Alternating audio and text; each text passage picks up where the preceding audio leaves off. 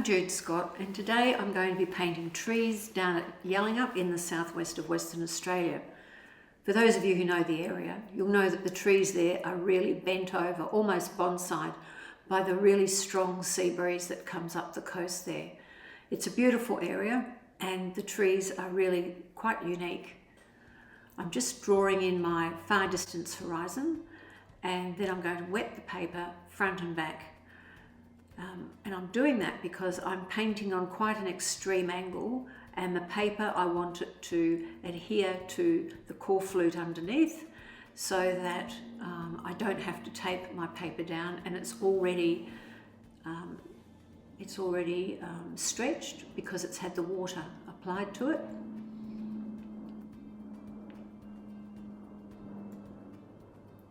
So lots of water, and then I'm going to turn it over.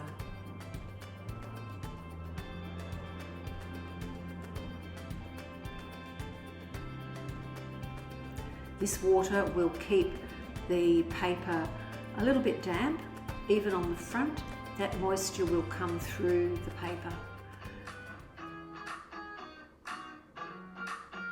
And now I'm just going to roll some paper across the front, and that will squeeze out any excess water and also take out any air bubbles that happen to be trapped underneath the paper.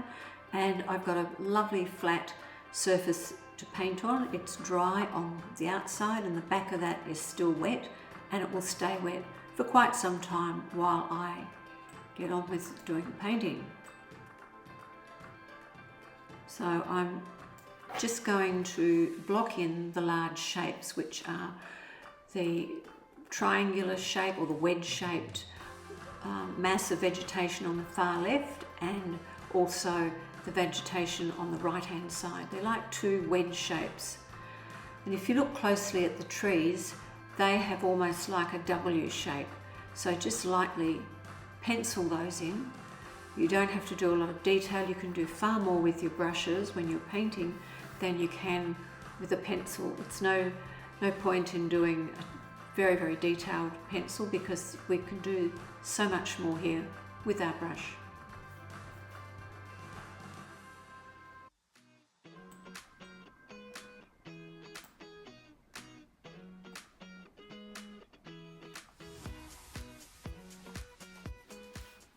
So now I'm just going to put some colour into the far distant background. It's just cobalt blue.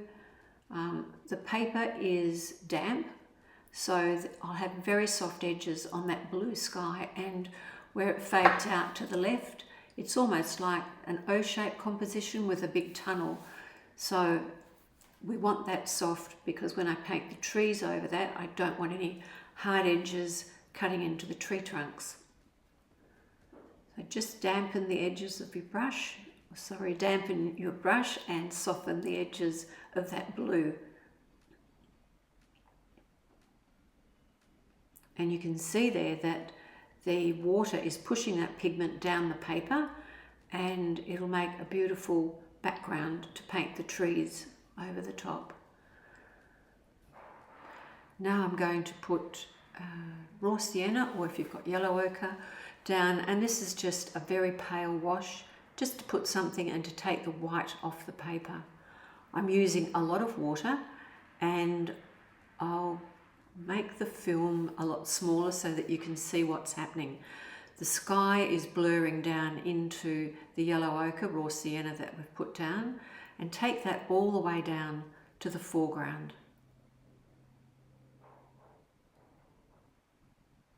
Just putting a little bit of burnt sienna in with that, just to warm it up.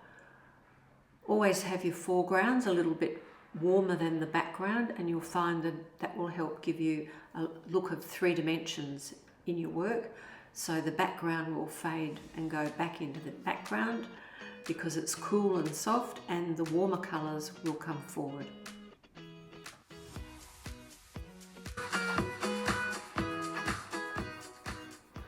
Now the colours that I've used here for this greenery are a really interesting mix. I've used Prussian blue, I've used ultramarine, I've used yellow ochre, and also just a dash of quinacridone gold, because I wanted to make a really dark green, and my pigment was very, very thick.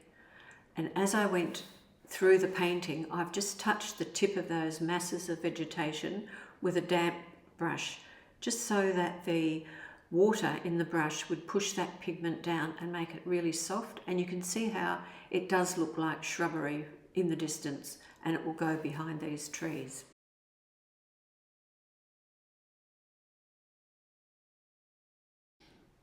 Here I'm using a 1-inch flat brush with acrylic bristles. A 1 inch means that it's 1 inch wide, and if you dampen the brush, squeeze all the liquid out, and then just move the brush over the surface of damp pigment, like I have there with the shrubbery, it will actually lift off, and you can lift out tree trunks, twigs, anywhere that you want some light or lighter tree trunks to appear. Holbein watercolours are really good to lift off paint with. Some paints, some brands of paints don't lift off terribly well, but Holbein do, so that you can get a variation of light and dark tree trunks. It always looks really good. And now I'm moving into the vegetation. I'm using a very small brush, my small calligraphy brush, and it's almost like I'm dancing across the paper with the brush. And the colours that I've used here are ultramarine and Mars violet. So that's quite a warm sort of browny violet colour, but I think it's really important when you're doing the tops of the trees, or when you're painting any object, you've got to have light and dark, and you've got to have warm and cool within that object that you're painting. So I've introduced some raw sienna into the mix of ultramarine and Mars violet, and you can see there how the different tones of the paint will make a much more interesting subject. You can also come back, the tree trunks are quite damp still at this stage, so if I want to, I can darken them up simply by touching the tip of my brush to those tree trunks and letting it merge with the paint that's previously there.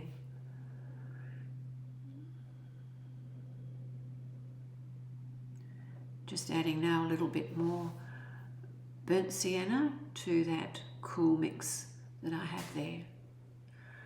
So as you can see, if you look at the top left-hand image that I've put in there for you to use as inspiration, there's some very dark shadows within that vegetation. So make sure that your shadows, if you want it to look realistic, are as dark as you can possibly make them. Otherwise your painting will look flat and it won't have that look of perspective to it. Of course the camera lies, and while that photograph nearly looks like they've got black shadows, they're not as dark as that. So here I am just darkening some of those tree trunks and some of the branches in behind the trees. I'm using a very fine rigger brush. It's got a really excellent point, and it's perfect for doing these very fine lines.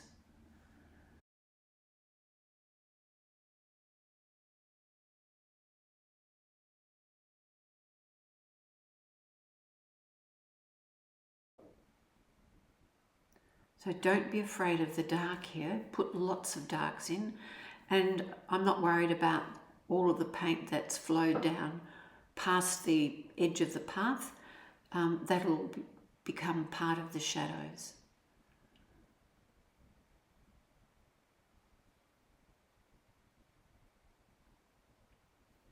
And you're probably thinking, gosh, that is super dark. And yes, it is super dark, but I do need the paint to be that dark to make it look realistic. And don't forget, because it's very wet, I've used quite a lot of water with the pigment. It will dry probably 20% lighter. Now, if you want to lift out some maybe grassy areas in there, I use my fingernail. Even if you've got very short nails, they're perfect to scratch out thick pigment, and you can take it right back to the white paper. This is actually a little bit damp, so a lot of that pigment will probably flow into those white sections that I'm lifting out, but that's okay. I can always paint over that when it's a bit drier.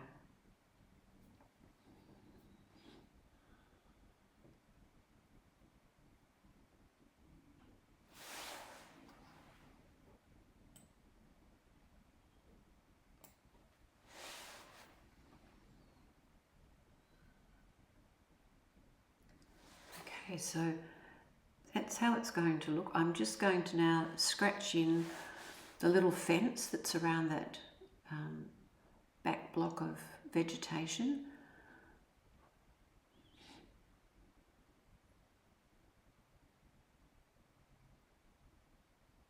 And restating the lights for the fence that goes along there.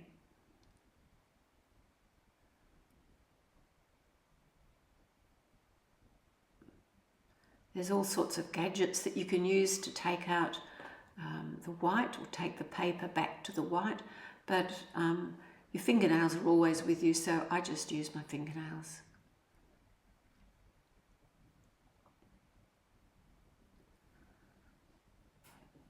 Now the last thing that we put in are the shadows. So have a look and take care to see where you want your shadows to flow. I'm just going to lift a little bit more off that tree trunk. It's a bit dark.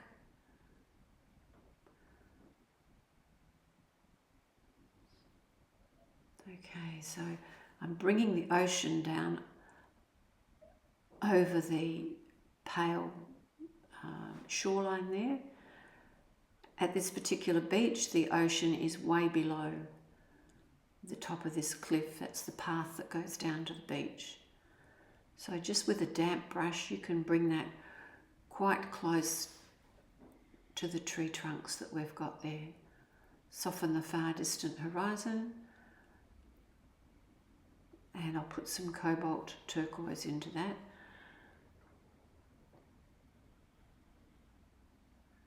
Now I'm mixing up the shadows, so I'm using some Mars Violet and some cobalt, and changing my brush to get a bigger brush, and just have a look and make sure before you do your shadows that you know where you want to run them and how you want them to look.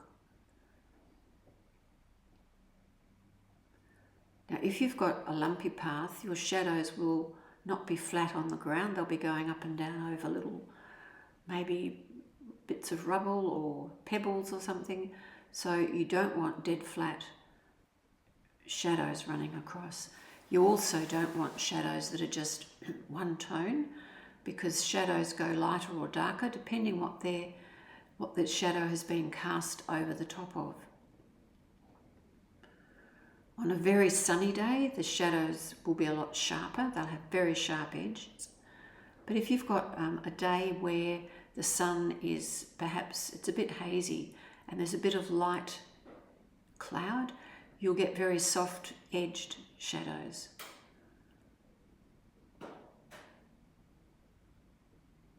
You can also go back into those shadows and you can add some water. And here I'm just going to add a little bit of aureolin yellow and a little bit of raw sienna, just to put a bit of light into those shadows so that it's got a bit of life and it's not completely flat. Then if you want, you can run a little bit of water. Shadows are always darkest at the source of the shadow. Now we can flick just a little bit of burnt sienna with a touch of ultramarine in it as some texture in the foreground. I'm going to splatter some Prussian blue that I've mixed some titanium white with to add a little bit of coolness to the shadow there, the depth of the shadows. And of course, I've got to restate the fence again for the third time because it has disappeared into the wet paint. So here's the finished painting. So I've added a couple of figures way in the background, and you can see in the shadows of the trees there that it's light and dark, and it's also warm and cool. Thanks for joining me, and I hope you've enjoyed this tutorial on how to paint trees and shadows.